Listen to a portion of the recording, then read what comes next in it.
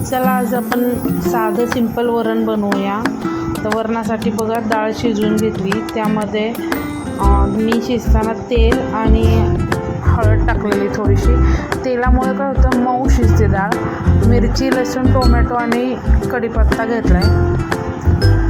पातेल्यामध्ये बघा तेल टाकून जिरी, मोहरी टेचून टाकायचा. लसूण टेचला की त्याची चव छान लागते. टोमॅटो टाकायचं, थोडंसं आता हळद आणि मीठ टाकायचं. त्यामुळं कसं टोमॅटो शिजतो लवकर.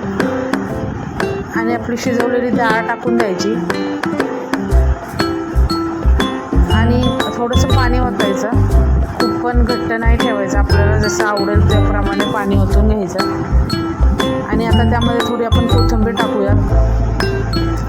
मला कोथिंबीर टाकल्याशिवाय वरण अजिबात आवडत नाही. कोथिंबीरने दिसायला पण छान दिसतं आणि चव पण छान लागते. आता वरण उकळत आलं की त्यामध्ये आपण 1 चमचाभर तूप टाकणार आहे. तुपामुळं वरणाला चांगली चव येते. तुम्ही एकदा या पद्धतीने करून बघा, तुम्हाला नक्की आवडेल. एकदम झटपट आणि पटकन होणारी रेसिपी आहे.